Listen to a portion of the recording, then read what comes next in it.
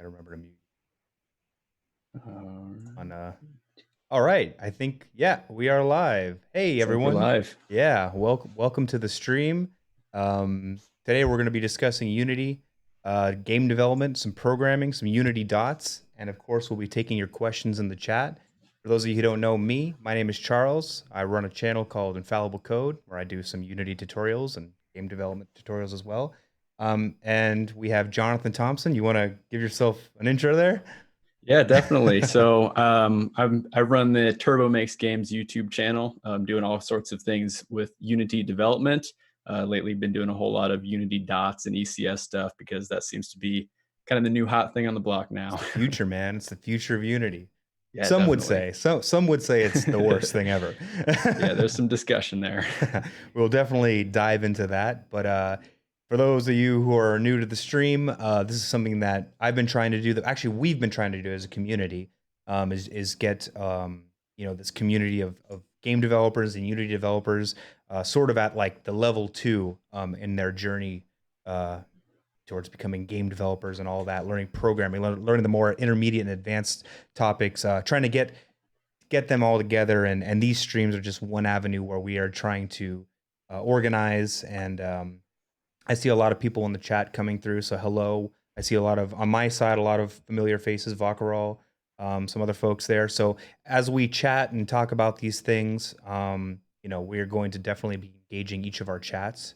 So feel free to drop Yeah, some definitely. questions. Just got a message from Rasan saying, "How you doing? Doing pretty well, Nice, thanks. nice. Glad to see you in here." Hey, Rasan, nice, nice. Oh, by the way, I think a lot of you are coming in from Discord, but if not, each of us has a Discord server, so feel free to hit each of our respective descriptions and to hop into our Discord servers, and obviously we'll further the conversation after we're done here. Yeah, definitely. So, well, if you're in the States, today's is that a United States holiday? No. Is it even a holiday? And what is it? Cinco de Mayo. It's a Mexican holiday. You know what? That's hilarious. Showing my ignorance here. Cinco de Mayo. Oh wow, that's 5th of May. I'm sure there's some. Do you know the history of Cinco de Mayo? Talk about going off topic Not as early. much as I should, probably. Well, I don't know any of it. Clearly, I was saying it was an American holiday. I want to say it's Mexican Independence Day, but I could be Hmm. confusing that with something else. Very cool. Very cool. Well, cheers to y'all who are celebrating that. Yes, indeed. Grab yourself a Corona, not the virus. But Got it. So let's dive in here. I see some more folks. I'm sure they're gonna continue to trickle into the chat. Y'all get a chance to hit that like button on each of our videos. It really helps support. Tells YouTube that you guys are Helps enjoying the content. algorithm. The algorithm, the blessed algorithm, yeah. I think so looking at your channel and looking at my channel, I think one common thread is Unity dots, Unity ECS, whatever they're calling it these days. What are your thoughts on that? You already said it seemed like the future. Well, what are your thoughts on Unity dots? Yeah, I mean, it really just seems like it's kind of the new, cool, interesting thing, and it's something I hadn't heard of or really been familiar with until recently. Mm. And yeah, I mean, it makes a whole lot of sense just how kind of everything is organized neatly in memory, and Yeah. you can just iterate through entities really nicely. And I think there's a lot of really good performance benefits that can come from it. Yeah, definitely performance. One of the conversations I had in my last stream with Matt Muirfish was that when there really isn't any like approach that's like agreed upon that, hey, if you're making a game, here's the kind of architectural pattern you're going to use. Like in web development, I mean, 9 times out of 10, you're going to use MVC. That's the approach. And you're going to use patterns like the repository pattern, and those are standard with MVC, or rather with web applications and web dev. But when it comes to game dev, it's like, it's kind of the Wild West. Yeah, definitely. Yeah. So when when it was first introduced as Unity ECS, I understood that, entity component system pattern it's an architectural pattern. And that really kind of piqued my interest, I would say at first, that it would kind of be like, oh, it looks like we're standardizing on some, approach to game development. Hmm. So yeah, I don't know. What do you think about that? Like, do you think that might actually become the de facto standard, like the MVC to to web development? Well, I don't know. That's the interesting thing. I think as of right now, it's definitely just kind of like another, yeah, design pattern kind of in your arsenal. And Yeah. it seems to make sense for a lot of reasons. And there are some places that it doesn't make sense to use it in. Yeah. Um, yeah, I don't know if it's going to be kind of the standard going forward. I know that the whole like visual scripting system that Unity is going to be putting out, it's all Oh, based yeah. off of dots. So that'll be really interesting to learn more about. Yeah, yeah. I just actually learned about that the other day. I'm sure everyone, the buzz now is all about how Unity just purchased a Bolt or Ludic, or I'm not sure what the deal, specifics of the deal is, but basically Unity has acquired Bolt, and that's that visual scripting um, asset that's been available on the Unity Asset Store for so long. And but I think what I read was that Bolt was going to handle visual scripting for just like the mono behavior, the component. Right. Yeah. Yeah. And so I guess Unity has their own in-house visual scripting that underneath the covers is all going to be like ECS. Exactly. Yeah, that's kind of what I get from it too. So yeah, it is. I just got a code for Bolt today, so I'm going to be kind of diving into that, playing around Nice. with it, and kind of getting myself familiar with visual scripting because I think it is a pretty good tool. Yeah. I haven't used much visual scripting lately. The only real visual scripting I did was back on Game Maker when I started kind of like learning game development. And I think it was just like a really good way to start learning the logic of how games work and how all these variables interact with each other. Yeah. Um, and yeah, getting myself familiar with that. So I do want to kind of dive into Bolt and play around with that so that when Unity does launch their visual scripting system for dots and ECS, that I can kind of you know know what I'm doing a little bit more. Yeah. Hopefully they'll have, they'll design it in a way that's kind of like visual scripting is kind of like sort of a, I guess, the underlying architecture. It's agnostic of that, where whether whether it compiles, I guess you could say, to ECS code or compiles to your standard mono behavior stuff, that at the high level, when you're doing visual scripting, you do it for one, you do it for the other, that it's a shared language almost, and that it's easy to transfer that knowledge. So it'll be interesting to see. I've used bolts. I liked it. I thought it was cool. And what I like, what I think I think a Unity bolt, or rather bolt visual scripting is to programming what Unity is to game development, where it's very easy to just download Unity. It's free. Follow a couple tutorials, and you've got something working. So it's like entry level. It's like, hey, it breaks down that barrier to entry of game development. Yeah, yeah, Yeah, and I think visual scripting is kind of the same for programming. It's, I almost find that folks will learn visual scripting, and and from what I know from Bolt and how that works, that node-based flow, it is very logical. So you really could kind of take that knowledge, and it is kind of like an entry, maybe like it'll rip down the barrier to folks who were always scared to program. And now it's like, well, if you learn visual scripting, you kind of understand the logic and the control flow of it all. At that point, you're going from dragging something around a node editor to just writing the code. And so right. maybe we'll see a lot more programmers come out of this actually. Yeah, no, I think it definitely lowers the barrier to entry from going from zero to making actual gameplay relatively quickly. Because as you're talking about this, I kind of started thinking about going back to like when I started learning Unity, like going back to doing like the rollerball tutorial, Yeah, which I classic. actually recreated the rollerball tutorial Oh using dots yeah, on I my saw channel. that. That's pretty cool. So that was a pretty fun exercise for me. But yeah, I remember back when like I was originally learning Unity, kind of going through that rollerball tutorial. Like I probably went through it in like an evening, and then at the end of the day, I just kind of have like a little ball rolling around picking up cubes. So no, Yeah. I wonder with like what with visual scripting, like what's that going to look like if you spend an evening with it? What kind of gameplay are you going to be able to get out of it? Yeah, yeah. I mean, I've seen Bolt has held game jams, Bolt, where they have to use Bolt, and some really cool things come out of it. So, I think I hate to be cynical, and say, hey, look, at the end of the day, you're always going to need. It's like I think that you can get away with visual scripting for plenty of games, especially like well-defined genres and maybe even like platformers. And not to knock platformers, but it's kind of a very simple game mechanic. There's some physics involved. If it's a 2D platformer, it's pretty well defined how movement works and collecting things and keeping jumping on enemies. Those sorts of games I think that are really well established are going to be easier to translate with visual scripting. But I really do Absolutely, believe yeah. that there's just some games you're not going to be able to get away with. You're going to have to code. Yeah, yeah, Yeah. at some point, yeah. And I mean, Unreal, they're obviously super known for the whole blueprint system, which is obviously a visual scripting.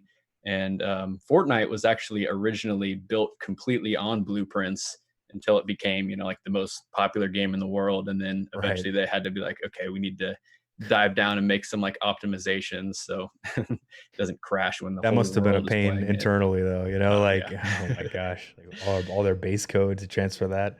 Yeah. But I'm just looking at my chat here. I don't want to neglect any questions or comments. I just saw coding with Unity. Hey man, what's up? Good to see you here. He mentioned Unity Tiny, which is I didn't realize it was Unity or ECS based, but Yeah, yeah. I never played around with that. Have you used Unity Tiny at all?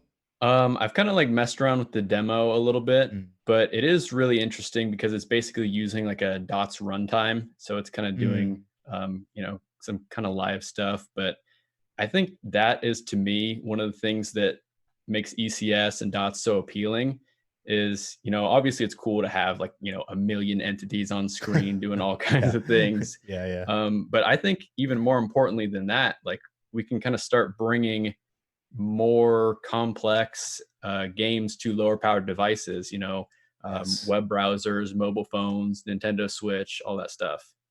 Absolutely. I think that's a really good point because I think it's a I mean, I always hate to make general statements, but it's like I don't really hear that being talked about a lot.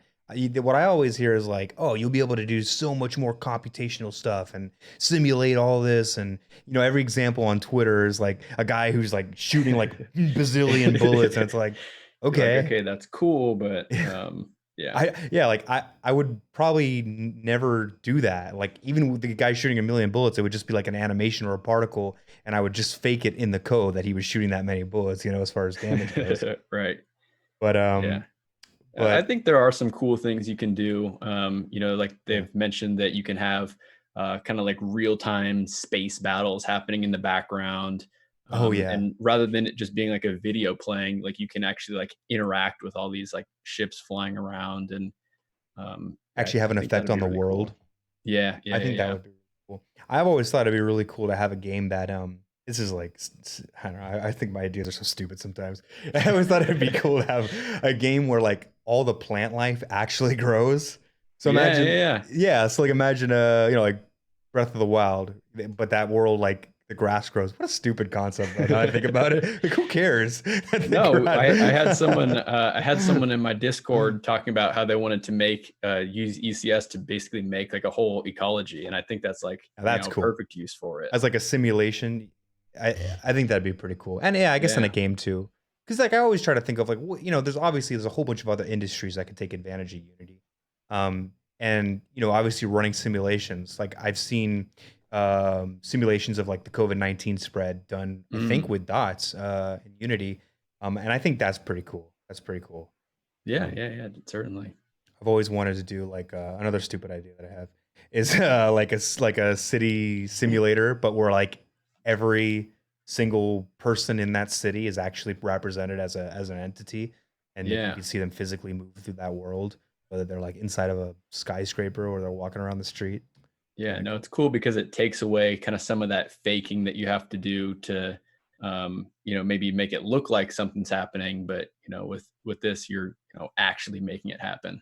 Yeah, yeah, yeah. It's pretty cool, and the space simulator too. It's like you mentioned, like, oh, you could have a space battle going on in the background, and I think I think as a game developer, my first thought is like, "Pff, no, man, I'll just fake that. I'll take a video of it, Yeah. and stick it like on a plane, and you can, But it is kind of a cool concept to think of, like, well, that could actually be real, and I think it'd be more that's more relevant if like the game actually had a reason to make it real, like if there was an effect on the actual world, which would be kind of neat. Something like Star Citizen, you probably like fly into it. It's like, wow, this is actually there's millions of ships shooting Yeah. each other. That's pretty cool. Checking my chat real quick. Let's Yeah, see. that's what we got on the Wild West Drift. Could you take one of those 1 million bullets to shoot to build something, like once they hit to expand to make land, water, etc.? Yeah, I think that's a perfect idea. I think like with dots, I think there's a whole lot of opportunities to do, procedural terrain generation. Oh yeah, Like yeah. imagine making some crazy world like, Minecraft on steroids with ECS. Really tiny And, it can voxels. be, yeah, completely all destructible and, like Wild West Drift was saying, have some kind of gun thing that actually generates this terrain, like in real time. Yeah.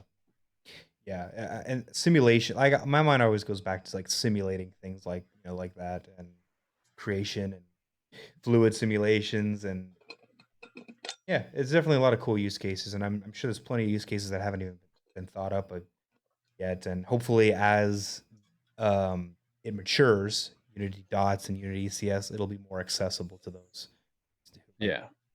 me who I've dabbled with it, but it's like I'm not really gonna try to learn. I'm not really gonna try to learn it in its entirety unless I really need it for something. And right now, I just haven't had a real need for it. Yeah. Yeah. I think that's another thing that really stands out to me is just this is just really the beginning of, something brand new. And so Hmm. um I think it's cool to be a part of, figuring out what are all the possibilities that you can do and, what are even some of the design patterns and best practices that you can do that, Yeah, we've never even thought of yet. I've seen like an ACS cookbook sprout up and on GitHub, and I think Matt Mirfish has on his channel some videos like kind of like what's it called, cookbook like videos. I think common things you'd see in Unity ECS, and common problems that you come across and how he handles them. So hey, what's up? The Joe Code, good to see you again, man. He says, I don't know, visual scripting takes the fun out of the process, at least for me. Kinda, me too. But some Yeah, I mean, people work visually. the fun realizing that you left out a semicolon somewhere. I would never. Yeah, I mean, I think visual scripting's fine. Like it's still really all the logic. It's just kind of taking away the syntax and Yeah. getting something up and working. Um, I mean, again, I haven't really used Bolt. I've just kind of looked at some of the features it has, but it looks like that when you actually script something out visually, you can actually go into the code and kind of make some modifications through there. Um, Yeah, I think you can. I mean, obviously, there's a lot of overhead in that. There's a lot of stuff going between your visual scripts nodes, and when you finally get down to the code, there's a lot in between of that. Between that, yeah, but yeah. yeah, it's cool though. I think it has a pretty cool feature. Like visual scripting and Unity CS, and then just how we do it today with mono behaviors and components.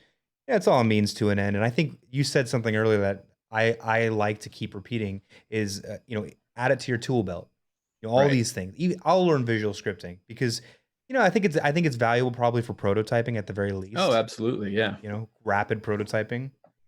And ECS, if I ever really had a need for a project that like needed that level of optimization performance, I would definitely. Now I know ECS, so I could use it. Have you used the job system outside of Dots, like as individual components? You know how you can kind of like just churn up your own jobs.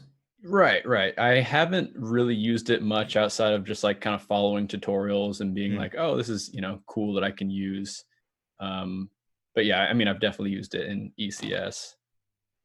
Yeah, I mean, I think it's pretty neat that because with ECS, like that's the paradigm. If you get a project going and you're like, I'm going to use Unity ECS, like that's all you're going to use. So you could obviously approach it with a high. I know they have the hybrid ECS. I'm not really sure what's going on with that, if they're still supporting the. I think they've kind of like evolved out of that whole I like figured they hybrid would. thing. Cause yeah, when I started learning it, I came across like old blog posts from like a year ago, where they were talking about this whole hybrid ECS. And Yeah, I hadn't really heard much of that off the Unity documentation. So I was like, oh, what is this? But yeah, it doesn't really seem like there's like the full ECS and hybrid. ECS anymore. It seems to be, yeah, like I The think kind of like pure. bridging the gap now is using like authoring components. Are you familiar with that? Oh, right. Yeah, yeah, yeah. They expose all that into like as if they were components in the editor. Yeah, yeah. So it's super nice just on your data component. You literally just put an attribute that says like generate authoring component. Yeah. And then that allows you to actually drag the data component onto a game object that has the convert to entity component as well. Right. And then that, yeah, exposes all the values for the data component. Yeah, yeah, that's neat. Um, and I think that'll be good. I think it's a good move for them to just to not do the hybrid thing because you cross those two paradigms. And to my point, as they move towards this more pure ECS approach, where like you have to lean into it. So your project is it's either going to use ECS or it's not. Um, so yeah, it'll be interesting to pick up that skill and honestly, like again, just to have it in your tool belt, because you can't have both worlds. You know what I mean? Like you can't say, hey, I'm going to use a little bit of Unity ECS and for this part over here. But I'm also going to use the more standard mono behavior. It's like if you're using ECS, you're using ECS. However, if you use the job system, you can get multi-threading. You do kind of get your Right. cake and you get to eat it too, which Yeah, is yeah, nice. yeah. Which is nice. Um, Yeah. No, so so actually, this kind of leads me to so I did a game jam a couple weekends ago, the nice. Mudamdari game jam. Oh, right. And yeah, and I see Philip in my chat says, "Have you worked on your full dots game since your last video of it?" No, I haven't really worked on it much since, but I did just record a kind of breakdown video today, where I'm going to be, kind of talking about how I made some of the main systems and stuff like that.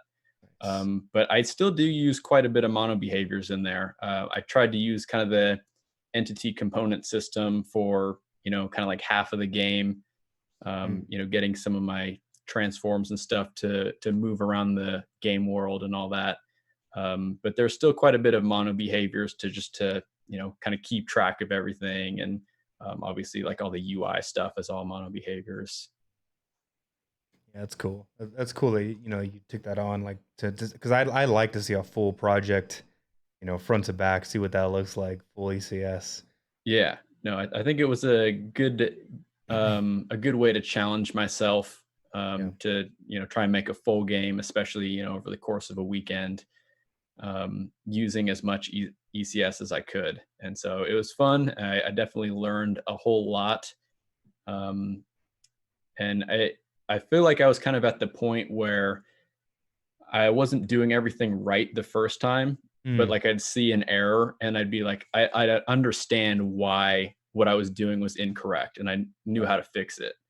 So I'm kind of like at that point where I can kind of, play around with it a little bit more. Yeah, I mean, honestly, that's again, I don't like to make big general statements, but I think that's the best way to learn anything. Really, is like, or I guess with game development, it's like get from start to finish. Pick a project and a project with a logical endpoint. Obviously, you're not going to remake Skyrim, but like say, hey, I'm going to recreate a little platformer with one level, um, and get from start to finish, and that way you can see the whole thing. And you make the decisions you make when you first start a project are different from the decisions you have to make when you're in the middle of a project to the decisions you have to make when you're wrapping it up. And I think there's so much value in that, and I Yeah, think absolutely. like you said, you go through it and you start to see things that you would never see by doing a lot of prototypes. I do, everyone does a lot of prototypes. Oh Well, yeah, of course. It's fun. You're like, it's oh, I so got this fun. cool new idea. Let's see how well that would work. And you're like, oh, this is way harder than I thought it was going to be. Yep, on to the next one. I love cracking open a fresh Unity project. Yeah, no. But yeah, no, to that point, I think it is important to actually finish projects. Like, are you familiar with the boss fight books at all? It's a Hmm. book series. I don't think so.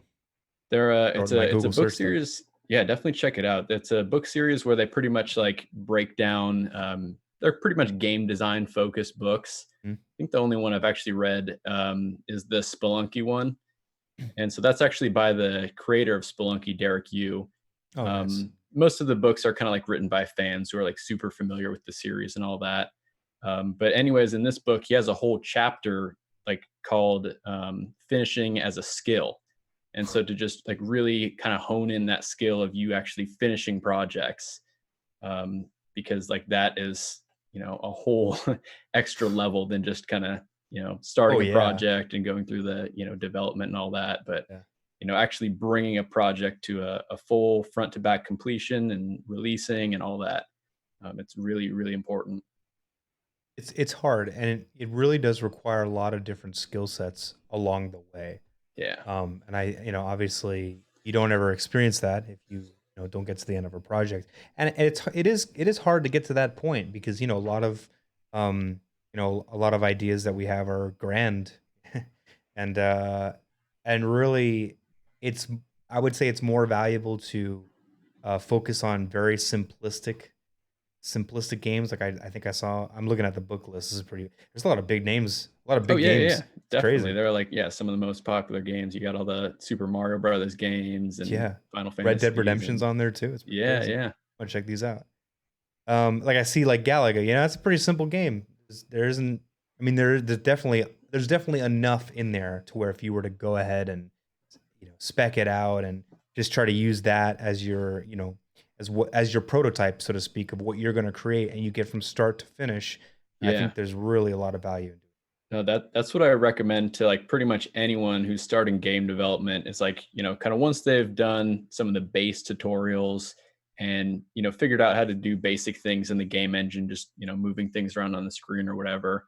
Let's just say, just pick a simple arcade game Yeah. and make that front to back. Literally start with the main menu and have it go to a game over screen or a leaderboard or whatever, and just, build everything in that game front to back as close to the original as you can. And yeah, the reason that I think copying an arcade game is so useful is because you don't need to worry about any of the design decisions of how it feels to play and all that. You're literally just focusing on actually creating the game. I think that's also, well, that's one of the reasons why I think game jams are important because you're forced. You don't have the luxury. If you did have to design, you don't really have the luxury to change anything up. As you Hmm. go, you have a deadline. You have to get there. Yeah. But also, when you go ahead and recreate like a classic arcade game, it does, because there's, like, again, there's multiple skill sets. There's multiple hats you have to wear. You have to wear the hat of the designer. You have to wear the hat of the usability guy who has to design the Hmm. UI to make it. You have to design game mechanics, and but then you have to be the implementer. Then you got to be the tester, and then you have to be the architect of the systems that you create. And it's crazy. Just removing the designer hat, which is a lot of hats, by Yeah. by picking an arcade game and saying, "Hey, I'm not going to redesign this. I'm going to create it exactly as I see it and as it Right. plays." Yeah. It kind of removes that subjectivity. Exactly. Yeah. Yeah. And then it allows you to focus on, okay, there's plenty of challenges in implementation, to Yeah. get wrapped up in the challenges of design. So yeah, it's definitely good. And then with jams, although you do wear the hat of the designer, you really don't have the luxury to over design, I guess, or to let feature creep set in and scope creep set in, and because you Right. have to finish, or else you just Yeah. don't finish, and then Yeah, it's no, not that in game jams, you always do have that realization of good. like, oh crap, this deadline is coming up. I actually do not have time to do this, and this. What are the things that I can get away with getting rid of and still having a complete game that makes sense to play? Yeah, yeah, that realization, and then the realization that, like, it's okay. I don't have to. Every idea that floats into my head doesn't have to make it into the final product. It's fine. Right? Yeah, yeah, yeah. If you could just finish it and ship it, then you can just start on the next project and Yeah. put your idea into that. But it's really hard. Yeah. It, No, it takes a lot of restraint. even in this past game jam I did, there were a whole bunch of features that I just straight up did not have time for. And I've been doing, I think I've done probably about like 6 of these game jams. And Nice. yeah, still like it's impossible to scope out a project and actually get all that stuff in there at the end. Yeah, yeah, it can be tough. Definitely tough stuff. Would you ever use Unity CS in a game jam? Well, I just did for this past Oh, one. that's right. Oh, there Yeah, you go. yeah, Nice. yeah. So I think maybe at some more going forward as I start to get more familiar with it, just be able to implement more and more of that ECS stuff. Um, because even in this one, I kind of limited myself.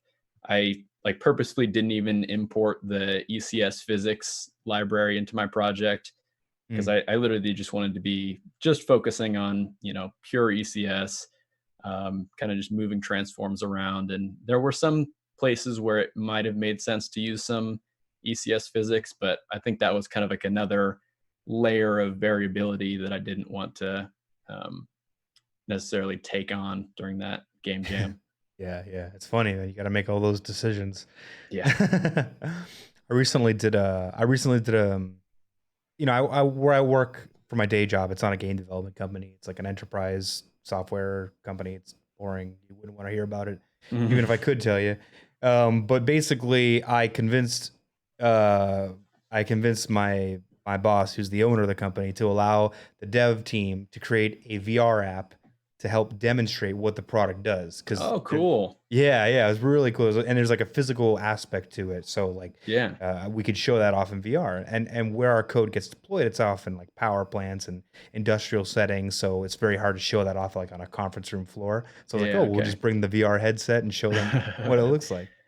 But what's cool about that is that like we had 5 days. Like he was like, you can do a 1 week sprint, one work Okay. week sprint to do that. And I was like, okay. So I'm very much a planner, and I've written a million business specification documents and game design documents and things like that for both for fun and for work. And for this, I wrote a whole spec for it. And even before we did it, I created all the tickets too, because at my job we have a ticketing system that all the developers work. We do Scrum and all that sort of thing. So we did a sprint, and it was really just a matter of like it was all designed ahead of time, so we were able to get through that sprint 5 days, and we actually came to the end of it with like a finished product. Obviously, you know, it was very limited in Enough to its get the scope. point across. Yeah, very. I mean, we had a very limited scope, and there were points during that sprint where we're like, should it also do this? Like, is this hard to use? And it's like, dude, we don't have the time. But we did make some concessions. But the point being that like when you have this, I guess part of it is like having a deadline. It keeps you Mm, honest. It's kind of like an implicit I forget what the word I'm looking for is, but it's like it just keeps you honest to yourself. You're like, look, at the end yeah. on Friday, if I'm not done with this, I'm not done with this, and that's Right. that's not going to be good for anyone. But when you work on a project on your own, like I know you have got projects, I have plenty of projects that I've been working on. Yeah. It's so easy to like let scope creep come in and just let it fall off to the wayside because it's like, I'll work on that later or whatever. Like Right. it, Yeah. it's overwhelming because I thought of another feature that I probably should have. And Yeah, you keep adding things in and refining old things. Yeah, if it's a little more open-ended like refining that, old then things. it's Yeah, yeah, I mean, you could just try and, keep making it as perfect as you can for as long as you want, but, if you're never gonna actually finish it and release it, what's the point? exactly, exactly. That's a good point too. Like refining things that you've already written. That would be probably my biggest thing over scope creep because I'm pretty good at keeping things well scoped. But it's like, okay, I wrote this system and it works. And sometimes it's like, oh, it's even unit tested, but I probably could make the code a little easier to read. And then it's like, let me go back and see if I could rewrite this. And it's Yeah. so Yeah, it's yeah, such yeah. a waste of time. I see TNTC in my chat. Hey man, good to see you. Thanks for coming out. See a lot of other familiar faces. If I don't call you out, I apologize. But thank you all. Volker, I see you there. Thank you all for coming out. Checking my chat so we don't. Yeah. Yeah, I see, Dab Tam asking, if I'm gonna be covering some underdocumented dots features. Yeah, that's Isn't that definitely all the of them? plan. Yeah. Yeah, no, that's definitely the plan. I mean, yeah, that's the thing about dots is there's not a whole lot of good documentation right now. So, for me figuring this out, I'm going through a bunch of different places, going to different videos and blog posts, and comparing that with the official documentation to, try and piece this all together. Um, I think it's kind of under documented on purpose right now Hmm. because it's obviously still in the preview phases. And when it does get to a full release, I think they're going to be like, kind of behind this and says, this is what dots and ECS are going to look like going forward. And we can actually have some good concrete documentation that will, you know, last the test of time. Yeah. I mean, I know I've written my fair share of documentation that weeks later was useless. I still have documentation on our company's wiki that you go to it and it's like, oh, don't follow that. That doesn't work anymore. It's hard, man. It's tough. And you know, I don't want to assume what's going on, internally at Unity, but I just feel like in my experience, whether it be a mobile app, a video game, business application, I just see a pattern of not enough upfront work being done. And I'm not obviously talking about like sitting down as a hobby and just tinkering around with Unity. But like if a company or an individual, because let's face it, if you're an indie game developer and you have a vision, like Thomas Brush, for example, that is an individual who has created games. He's got a new one out coming out very soon. Hmm. I view him as sort of like a businessman, like an entrepreneur more than a Yeah, game yeah, yeah, yeah. developer. Because he has to pool his resources, whether that be his time or capital, money, or his relationships. And then he's got to create a product, which he's done Hmm. in a reasonable amount of time that makes sense for his life, in his business, and then put that out there, do all the marketing.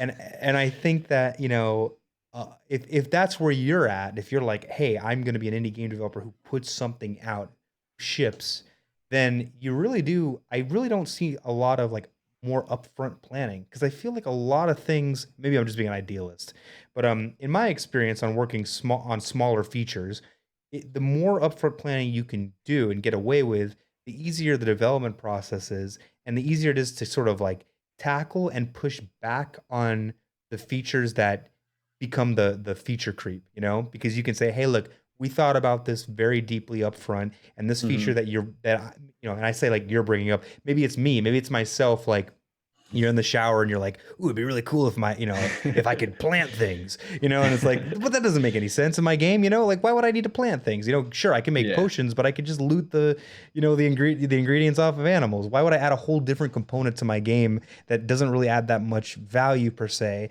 and would be like so much extra effort to code? And I right. find that the more upfront planning you do, the better established the idea is in your mind, and you can resist those sort of temptations or push back if it's coming from a third party. So you're talking about kind of basically upfront planning, so you kind of have like all the check boxes of what you need to do. So kind of Yeah, while you're actually going through development, you don't need to make those on the fly decisions as much. You're kind of just checking boxes and exactly. along the Yeah, way. Yeah. and whether that's like because I wouldn't even I don't want to be the kind of person that says like you have to write a game design document. Right. Whatever form the upfront planning takes for you, whatever it is, like I think it's valuable because I know a lot of folks get, and myself included, I would have been in this camp a while back, would get hung up on like you have to have a game design document, a GDD, if you don't have that, and it has to have these subsections, You're right. and a Yeah. table of Every content. game's different. Yeah. Every game's different, exactly. Yeah, yeah. So I mean, it could be you spelled it out on a napkin or something.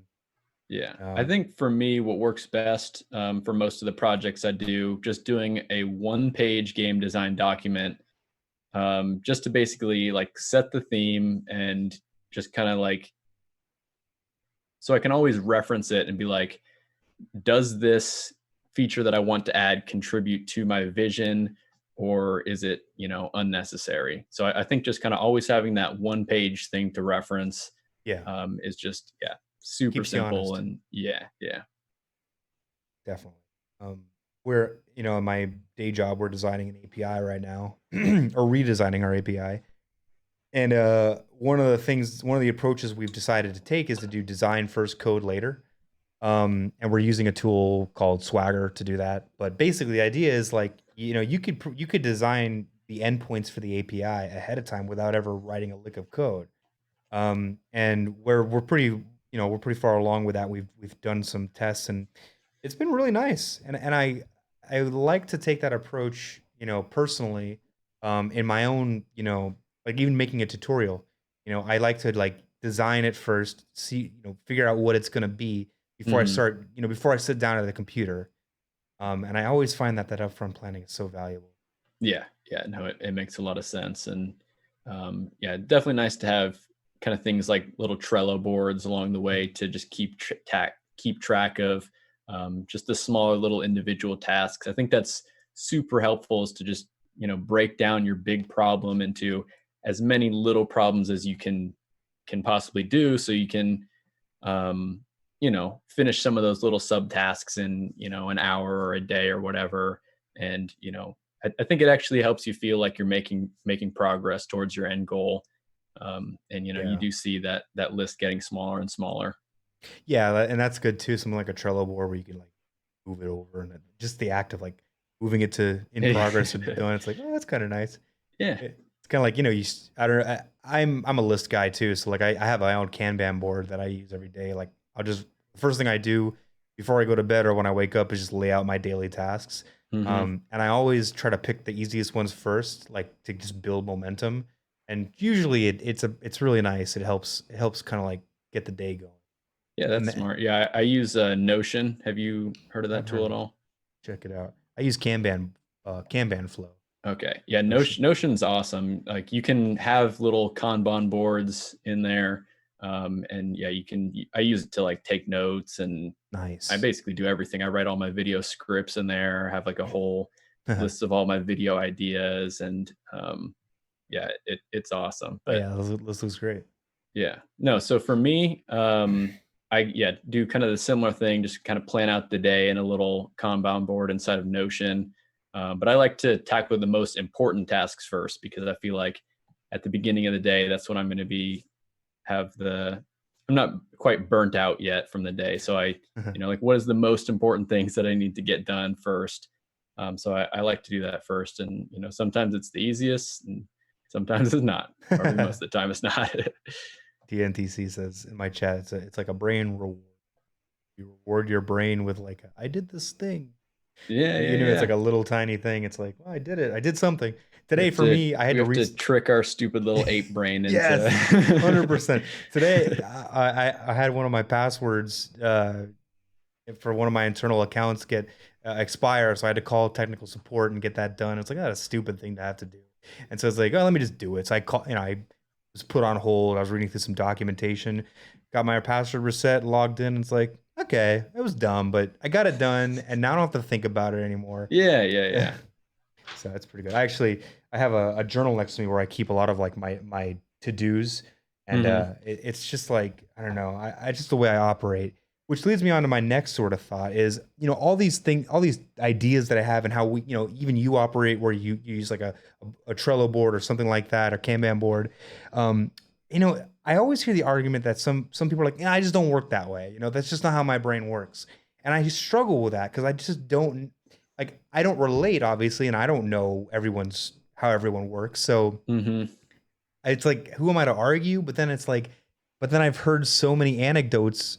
I won't even say I've heard studies, but I've heard anecdotes where it's like, oh, the human mind works better with that motivation. And I just wondered, like, I never know how much to push and be like, no, just try it, just do it. That's why I haven't Yeah. really done any videos on like agile development or Scrum, which I really want to do because I love that sort of thing. But then I Mhm. feel like people are just gonna be like, bro, that's just you. That's just your workflow. Yeah.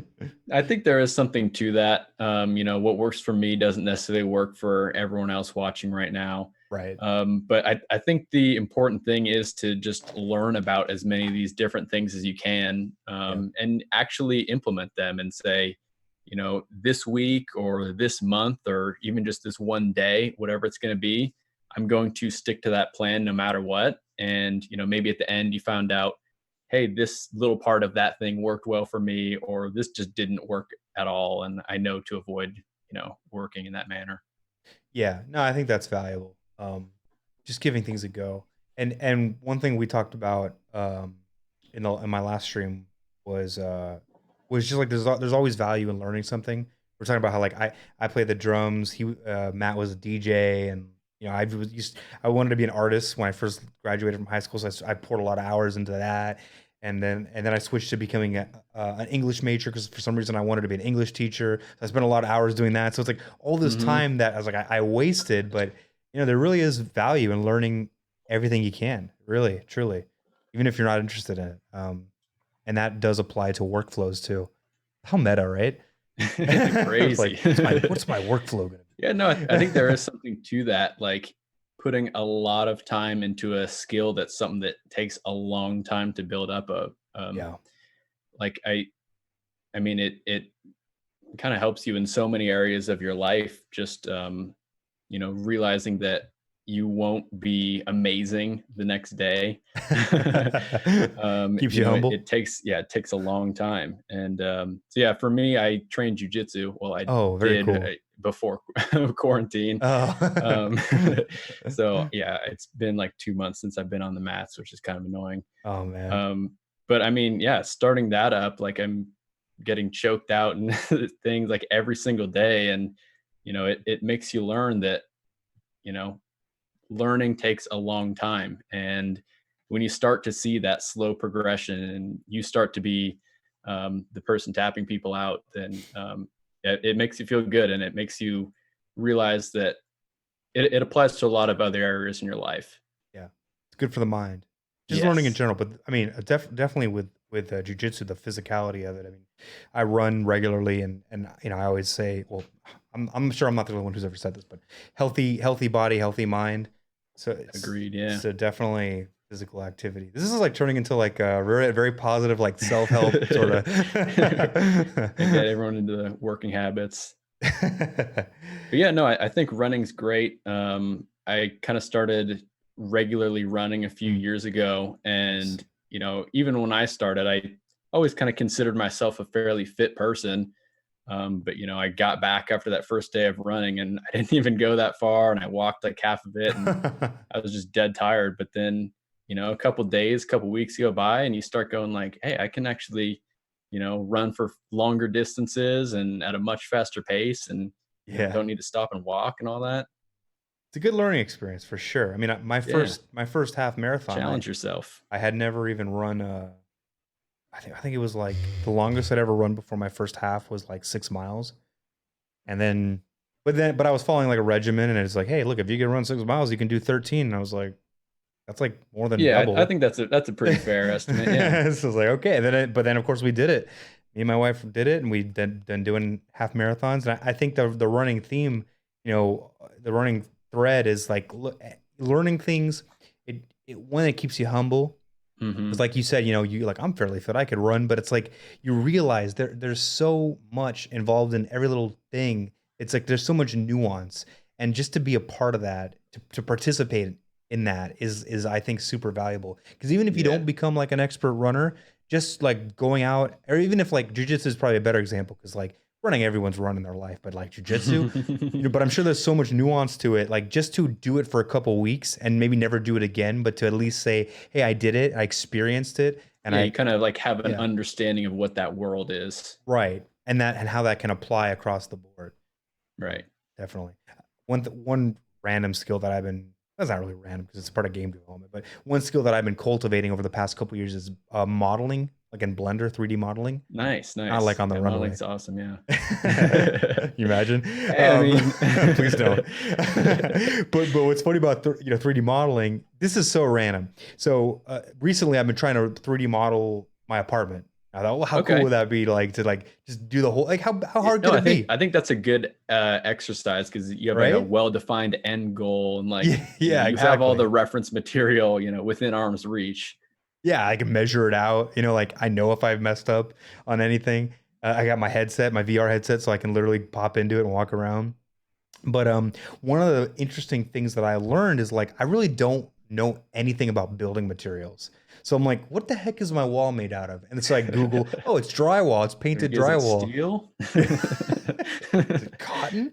No, but it's like I'm like Googling textures I'm like on Polygon trying to download textures to texture Yeah, yeah. and I'm like, what the heck is my wall made out of? What is this door made out of?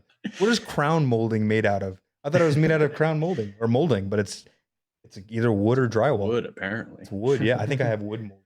It's funny. Like there's just so many things you never expect to learn when you pick up a new thing. So it's pretty cool. It's pretty cool. Checking the chat real quick, make sure I don't miss Yeah. anyone here. Appreciate the comment from Davtam on your chat there. Yeah, absolutely. Very much appreciated that we can provide good value to y'all. I see an expressed interest on my side from a couple people saying that they would like to see some productivity or Scrum Agile videos. That'd be Sweet. pretty cool. Cool. I mean, I'm for some reason I'm super passionate about that. I really enjoy seeing it all come together.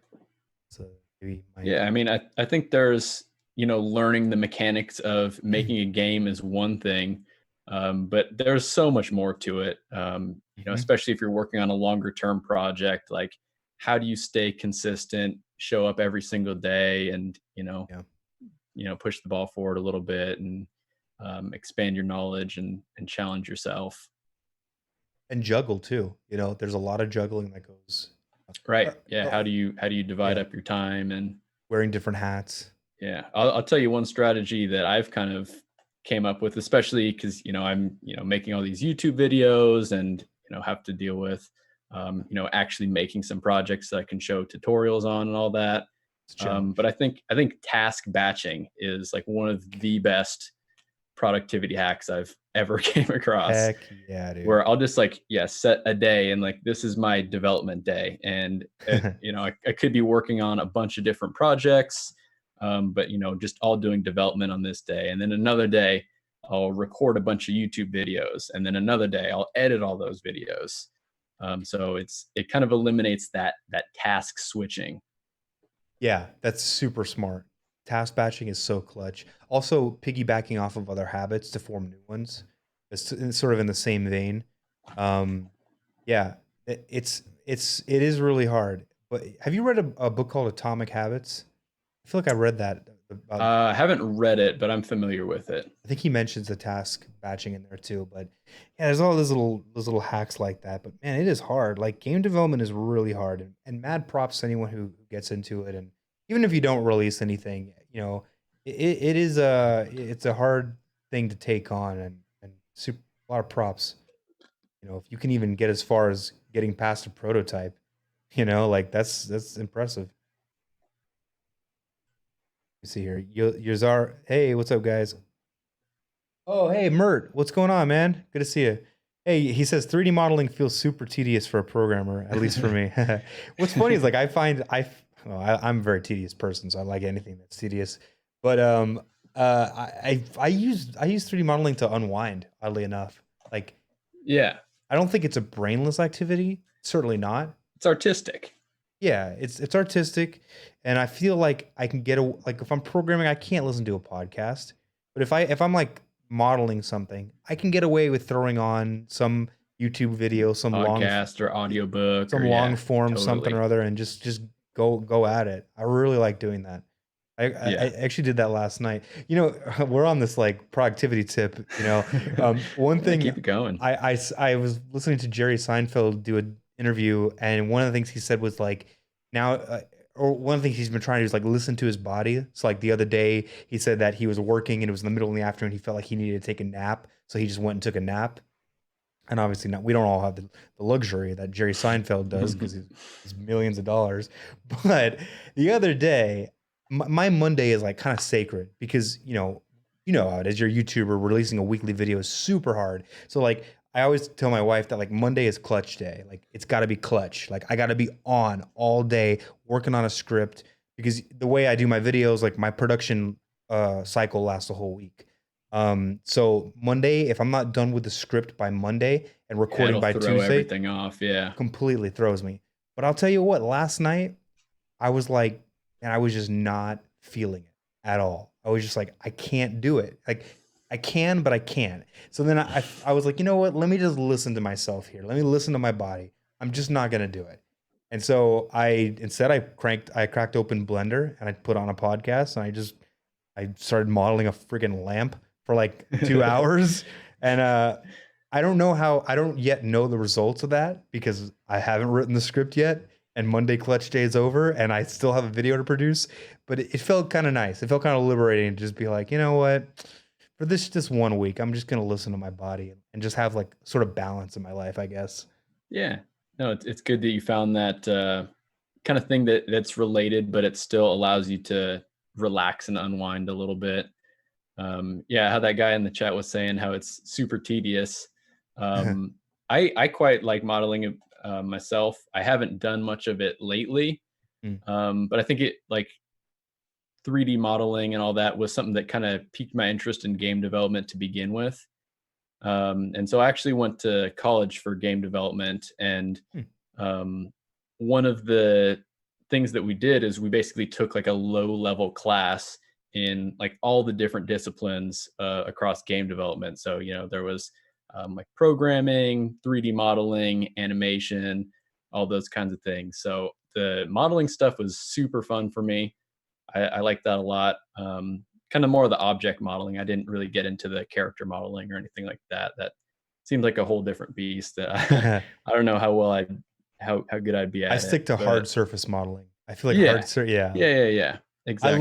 love, by the way, a little sidebar. I love going on like ArtStation or even like Pinterest and searching hard surface modeling because I just love looking at good topology. I don't know if you can Yeah. relate to. I love like you see something and there's like it's like a Yeah. cylinder, but it Some has people like are. a bolt in it. It's like how do they get that bolt in there? And then you see the topology. It's like whoa, dude, quads Yeah. Some everywhere. people How are the heck? amazing with that stuff. It's Yeah. like it's a science and an art form.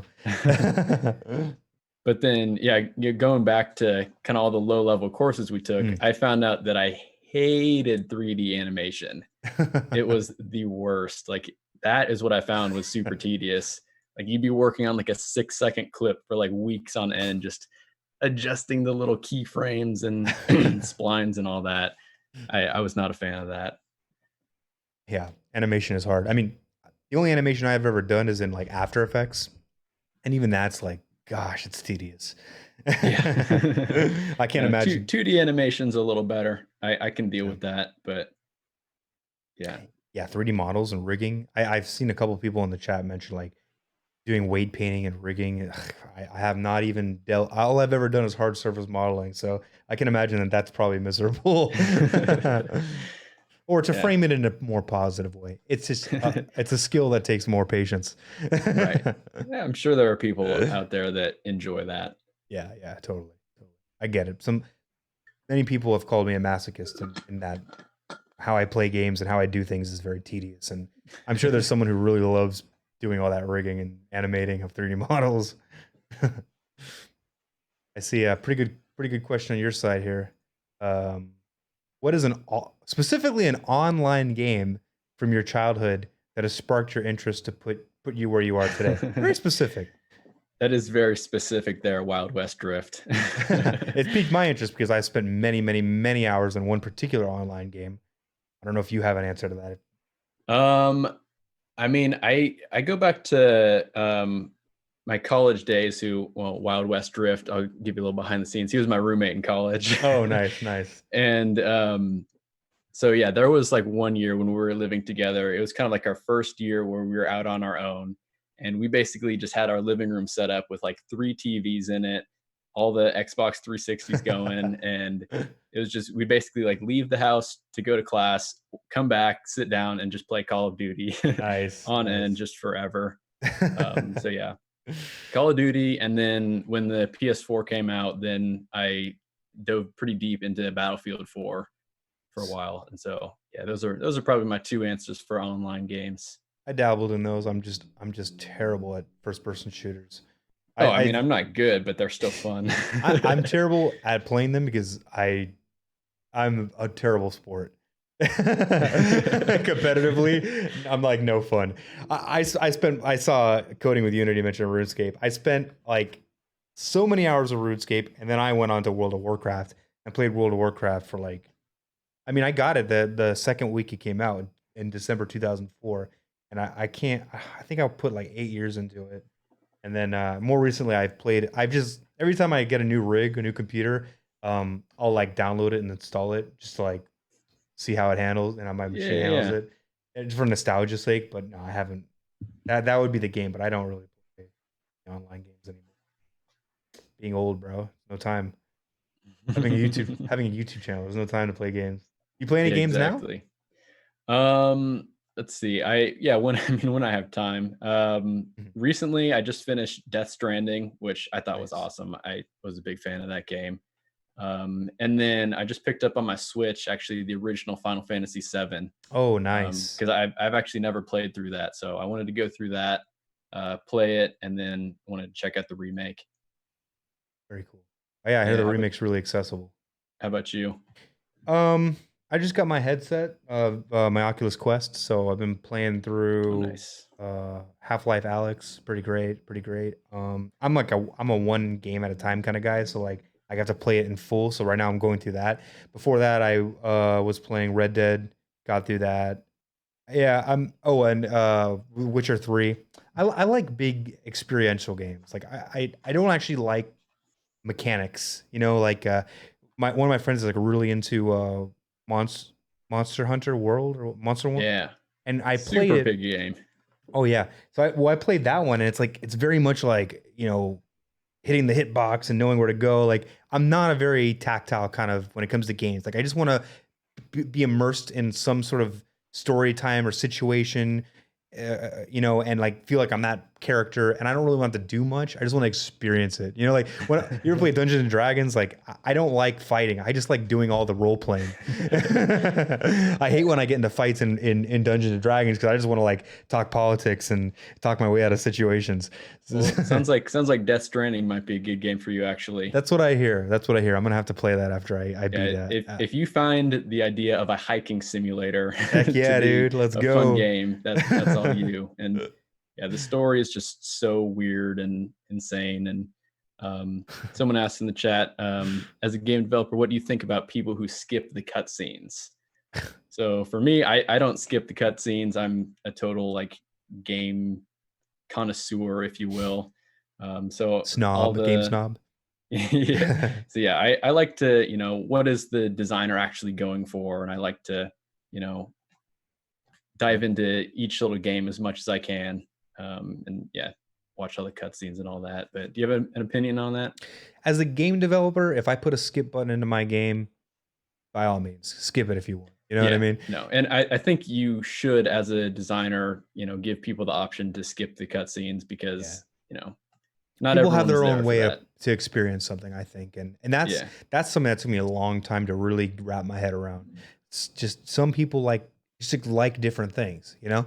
And like my friend who plays Monster Hunter World, he's played all the Monster Hunters. He's very like he grew up playing arcade games, and so like he's very like tactile. He loves little like what's that one game? It's like Dark Souls. Like it's really punishing. He loves that. He loves like finding exactly where to hit the hitbox and like Hmm. how to roll and things like that. Like so he hates games like Red Dead Redemption 2 because there's no real difficult gameplay mechanic that challenges him on that level.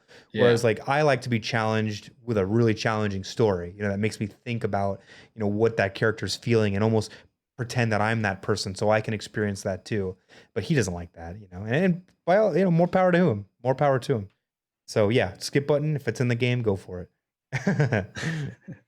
Yeah, definitely, definitely. Yeah, I mean, that's you talking about the crazy, intricate little games of the hitbox and everything. Hmm. How about fighting games? Those are Hate it. crazy. Yeah, I I mean, that's suck at definitely him. not my cup of tea, but I know there is a huge, yeah, the fighting game community is crazy, and they're all, super into it, talking about the, frame perfect this and that, Yeah, and yeah. I like watching it and I like hearing about it. You know what I mean? yeah, Like, yeah, yeah, yeah. oh, No, even like it first is, it is person amazing. shooters. Like I suck at first person shooters, but I love watching like a Twitch streamer explain what he's doing and he or she is Yeah, doing, and yeah. it's like, oh, that's really cool. I don't want to play it, and I have no interest in learning it, but Like it I would like almost to makes me want to invest 1,000 hours to get that good.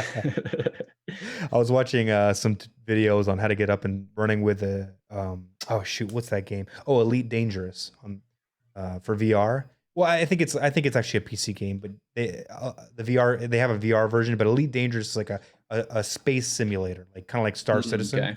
and it's very intricate. Like when you learn how to fly a ship in this game, like you're literally like you have the throttle, you actually have a physical joystick. Like it's almost Um, like a flight it's a simulator flight almost, simulator. right? Yeah, like there's like there's all these menus and you have to turn things on, and like you can't jump to warp speed if your landing gear's down and your weapons are engaged. So it's like I saw some pretty funny videos talking about like, oh my gosh, man, it's like you gotta go to school. It's like But a job. You have to like, take a you course have to to learn take how a to course. play the game.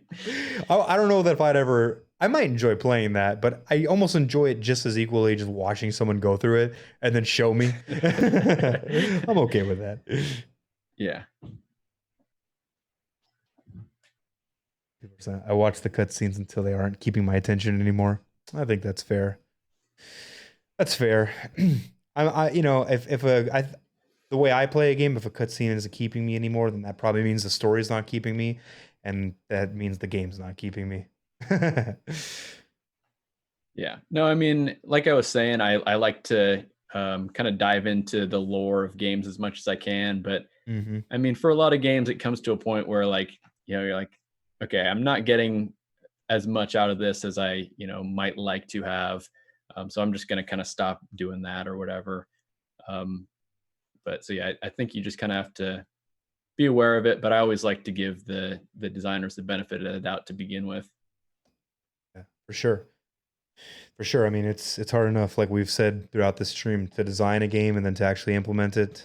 Especially these AAA games we're talking about, which is like super massive. Um, cool, man.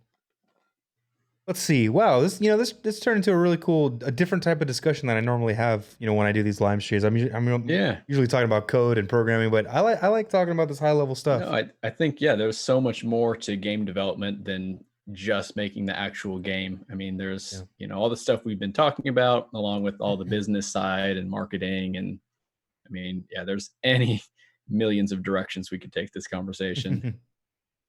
I'm curious about your game development. So you went to college for game development. Hmm. What was that track called, or the degree? So when I started, it was called Applied Computer Graphics. Okay. And then by the end, it actually switched names to computer animation and game development. And then I kind of went along the more game development side of things. And Cool. then I also did like a minor in computer science because programming is kind of my focus throughout. So, Right. but it was pretty cool. Like when we did any of the game development classes, like I was pretty much the programmer on the team, Hmm.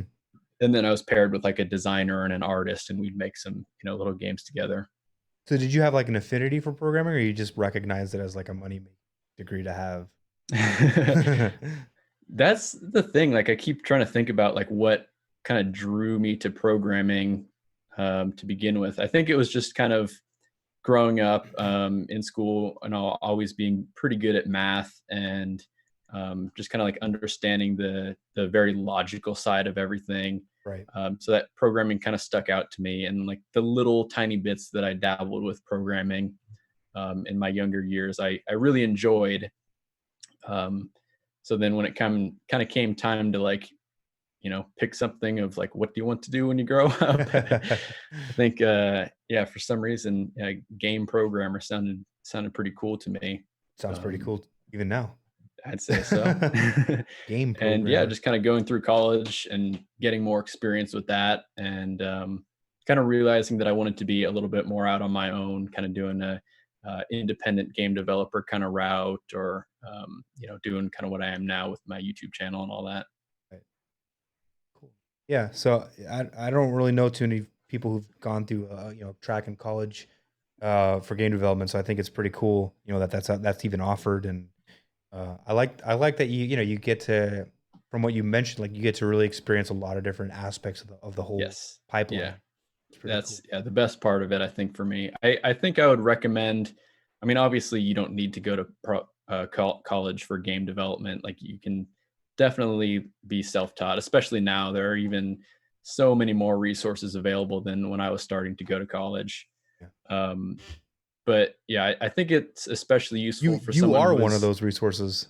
Yeah, that's How do true. you like that? Yeah, I know it comes full circle. But yeah, I think it's would be especially helpful for someone who is kind of like in my position where they, kind of had an idea of what they wanted to do, but didn't really want to know. And luckily, I was able to go to college at a state school, Mm. And so it was a whole lot cheaper, and I got a bunch of grants and scholarships and stuff like that. So the financial burden was not really all that much for me. Nice. So yeah, it's very fortunate because we had someone ask in the last stream whether or not we thought that he should go to college for computer science. Um, and obviously there's that financial component that's like, Right. Yeah. I don't think that should make or break your decision, but it should be a strong consideration. yeah, yeah, exactly. I mean, I'm still paying off my school debt, so Yeah. I will be for a while. Although with this Corona stuff, it did lift that the monthly payments, so it's been kind of nice. It's been kind of Okay. nice. Okay. Or the interest. I don't know. I don't know what it was, but I've been yeah. It's I'm gonna be paying that for a while. I'm trying to Mm. look at my wife and I are looking at houses right now, and I'm still thinking like I'm about to get a mortgage on a house, and I'm still paying off my student loans. Hey. It's ridiculous. um, let's see here. Someone mentioned what do you think about tutorials? Volcarol. You know what's interesting? Like, I think what you were asking, correct me if I'm wrong, was what do I think about tutorials like as a player? But I've never actually implemented a tutorial in a game that I've written. And I think that'd be kind of an interesting task. See what to see what would go into that. Um, like, because obviously you can get real creative with it. Like Hmm. the classic examples, Mario has like an implicit tutorial in that. Yeah. Level 1-1 Exactly. You go or through and World it 1-1 rather. teaches you by example and by your own failure. But then there's Yeah. like the next level tutorial where it's like World of Warcraft, for example. You got tooltips popping up all over the place. Yeah, no, kind of, yeah, figuring out the design of a tutorial, that's a whole, topic in and of itself. And it's Yeah. something that we kind of covered a little bit in school. Like, how do you Oh yeah. introduce different mechanics to the player? How do you not overwhelm the player? And I think, yeah, learning by doing is, probably the best way to go. And I think to bring it kind of back to one of the things that I mentioned earlier of like upfront planning, if you do your upfront planning and you have well designed game mechanics, then I think that you're better equipped to make those decisions to say, hey, look, this mechanic in the context of the whole game that I've already thought through, it makes more sense to do like a tooltip or to actually walk them Hmm. through like a tutorial level. But then you might say, hey, look, given the style of game that I've designed here, and given what the experience I'm trying to give to the player, which you would have already thought up front, I think it makes more sense to make it an experiential, implicit type tutorial. So yeah, I don't know. For me, it always goes back to that. That upfront planning really Yeah. equips you in so many ways that empowers you in so many ways that you wouldn't even think. Right. Yeah, no, with the upfront planning, then you know what's coming and you hopefully have an idea of how important certain mechanics are going to be. So, like what are the mechanics that you really need to drive home the point to the player? Like, this is something that you need to learn. Whereas, what are the kind of lesser used features that you might just, mention in a tooltip or whatever. But that's why some people say that the tutorial level should be like one of the last levels that you make, because you really Yeah. have an idea of all the mechanics in your game and all that. Coding with Unity mentioned that there's a good GDC talk on tutorials. This is hey, wait, I think it's literally called "This is a talk about tutorials." Press A to skip. That's Oh, that's fantastic. hilarious. Throw that. That is I excellent. definitely. I'm gonna watch that later on when I'm blending another lamp. It's this joke that I have with my wife because it's like Blending another she's like, lamp. what are you doing? I'm like, I'm blending a lamp. She's like, what does that even mean? It's like, well, here's a lamp, and I'm trying to recreate it in 3D as a 3D model. And like, I worked this one lamp for like a week, but I was trying to get it like perfect. Like I had like a bunch of reference images Hmm. that I downloaded of the same lamp, and like trying to get the material just right. And it was a little more complicated because it had certain things like, you know, um, in the pole of the lamp where the fixture is, it had these two poles that came out of it, and sort of bent back, and that's where the bulbs were. And, Right. and like that one part, I was like, how the heck do I cut a hole in the cylinder? So yeah, while I'm blending my lamp this afternoon, I'm going to watch this video. Dude, there are so many good GDC talks out there. Oh my gosh. And I think they're releasing a lot because of the whole COVID-19. They're releasing a lot of them. Yeah, For yeah. free. All the speakers who were supposed to speak at GDC this year, they basically invited them to say, "Hey, just record your talk at home, Hmm. and we'll upload it to the YouTube channel." Very, very cool. Because yeah, I was supposed to go to GDC this year, but Oh no. yeah, because it's in San Francisco, so it's like Huh. 40 minutes from my house. So um, Yeah, I, yeah. I've gone a couple times, but I was really looking forward to going this year. I was kind of messaging some people and starting to plan some meetups, and then they pulled the rug out from under me. Darn, darn. Well, always next year. I actually Yep. I had thought about going, and I was like, oh, I'll just cross that bridge when it gets here. And then obviously when this whole thing came about, I totally forgot about it. But I think I'd probably go next year. Yeah. No, it's a great time. It's awesome. Um, I went to Unite in LA in 2018, and that was really Oh, cool. nice. It was very cool. Definitely make it out. Do that again. Yeah, I think are they doing like the Unite kind of online more this year? It seemed like they were kind of Yeah, smaller like Unite little events that they've been kind of posting out. yeah. Unite Live or something like that.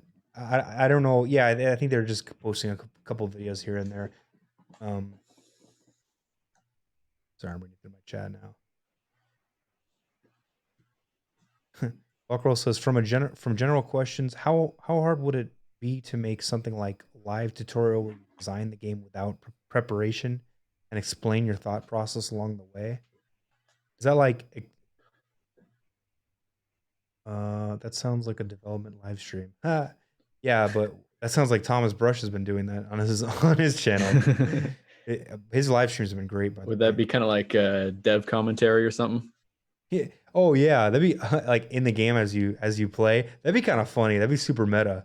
You're like the game kind of builds itself as you go. That'd be pretty interesting. Or maybe you give the player some sort of agency over what happens next. Like you start them off and it's like a very simple world, and then maybe it's like imagine like a side scroller like Mario, and they walk up, they see like a Goomba. Like, what would you like to do? Would you like to jump on it or would you like to shoot it? And then if you say jump, then now you have the ability to jump. And if you say shoot, then now you have the ability to shoot, but that's all you get. You don't have the ability to jump. Right. And there's all these decision points. Someone is going to play through that like a million times to find like the perfect like permutation of Yeah. answers to like the most optimal. That'd be kind of a funny meta game. No, and I was just looking it up. I think have you heard of the game The Beginner's Guide? No. Is that like basically this? It's well, it kind of reminded me of that. If I remember it correctly, Checking it's it by out the now. person who made the game The Stanley Parable. Okay. And Oh, it's pretty much, I think the idea of it is like narrated by the game designer, and he's kind of like walking you through all that these is awesome. interesting worlds. Yeah, it's a fun one to play in an evening. By the way, I Very did cool. just get a super chat from Dav Tam who says keep it up. So really appreciate Hey, that. Thank you. nice, nice. That's awesome. Thanks for the support. Thank you for the support. Absolutely. This is great. This is another iteration of this thing that we try to cultivate here, where we're trying to kind of bring everyone in the community together through these streams, and obviously through our individual channels and Discord servers. I Yeah. think these No, and conversations are valuable. I loved what you guys were saying on the live stream you did last week with Matt about Mm, the whole like level 2 developers thing. yeah. Because I know there's so much content online for beginning game development, but what's the next level? How do you actually make a cohesive game, and kind of a lot of the stuff that we were talking about today about staying productive and motivated, and actually releasing your game. Gotta hashtag finish it. There It's you hard. go. There's a lot of Shout out skills to the involved. Game Dev Underground. Heck yeah, dude. Tim Ruswick, right? Yep. Yep. Cool guy. Cool guy. Yeah, he's awesome. He's been back to his kind of daily, weekly videos again. So Yeah, I followed him when I first got started, and I've been checking his channel. I haven't looked at it in a while, but I had always followed it and seen his growth, so it's pretty cool to see that he's back at it. Bro, you got another Yeah. super chat. That's awesome. Oh, nice. Wild West Drift, only $5. Tap Tam. Yeah, let's keep this super chat chain going. Yeah, right. Make it 15. I got 15. Thank you, buddy. Thank you. Pass. Alexander says, have you heard of Robert C. Martin and clean architecture? Bob Martin, heck yeah, dude. Uncle Bob. Heck yeah, of course. That guy's a legend. He's a living legend. Oh yeah. And Martin Fowler too. If you're not familiar with Martin Fowler, look up his stuff. Great stuff. I've heard the name. What does he write again?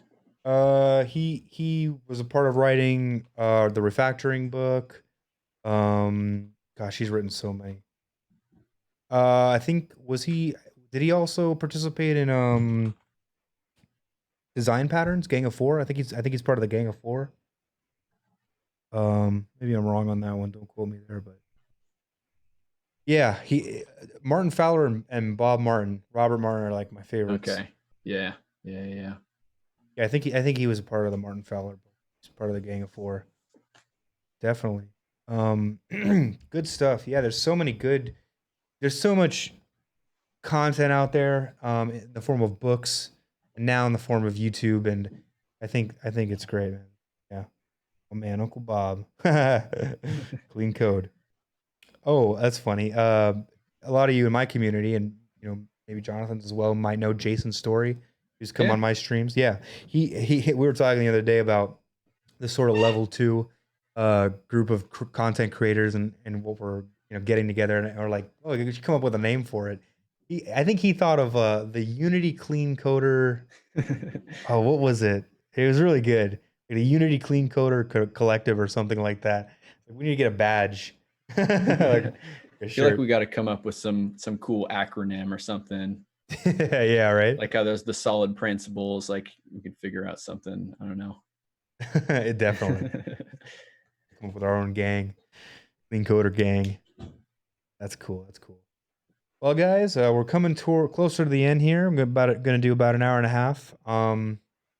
Just a reminder. I forgot to bring this up during the stream, but smash that like button. Really does help. Please smash the like button. Subscribe. I'm gonna go smash your like button. Yeah, subscribe. Likewise. Subscribe. Again, if you hadn't heard about myself, Charles Ahmad, I do Infallible Code, do Unity tutorials, game development tutorials, programming tutorials. So check out my channel for content like that, and also Jonathan.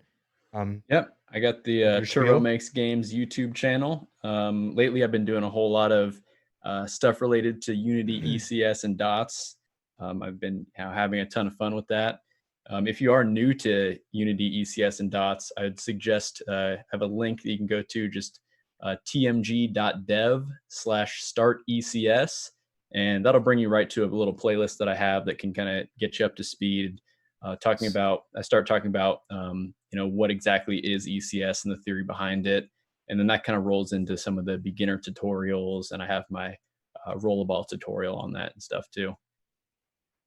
Cool stuff. By the way, I hope this doesn't sound too like whatever. Unity just put a tweet out saying, "Hey, it's Unity Tips Tuesday. We want to hear from you. What are some of your go-to tutorials to watch? Share some of your favorites in the thread below. Hey, why don't you, if you really like our content, go respond to that tweet with a link to one of our videos." Perfect timing. Drop some Infallible Code and Turbo Makes Games videos in there. Yeah. What is Turbo, man? Where'd you get that from?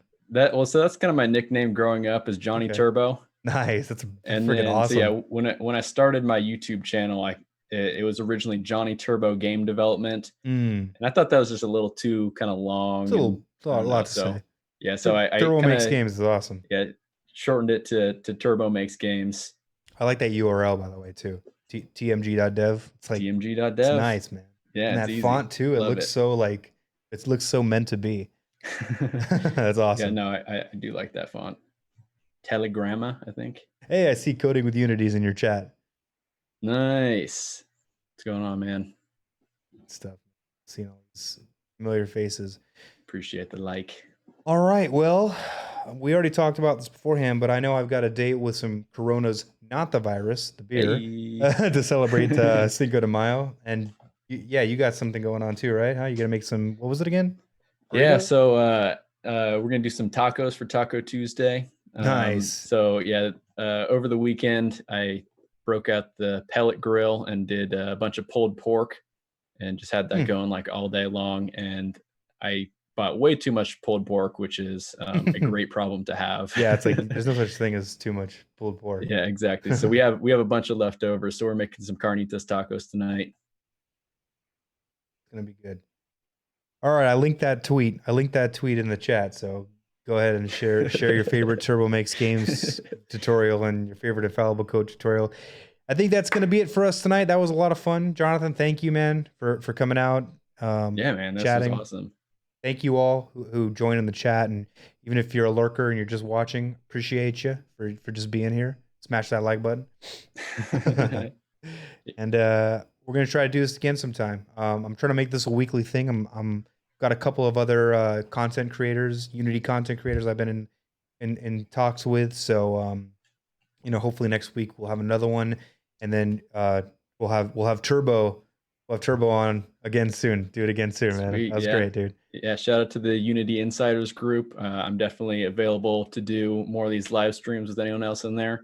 But yeah, this was a ton of fun. I appreciate you kind of getting this together for us. I know you've kind of been doing these a lot more, so you're quite familiar with the process and helping me get my stream set up and everything. But I've gone through a lot of pain. Gone through a lot of pain.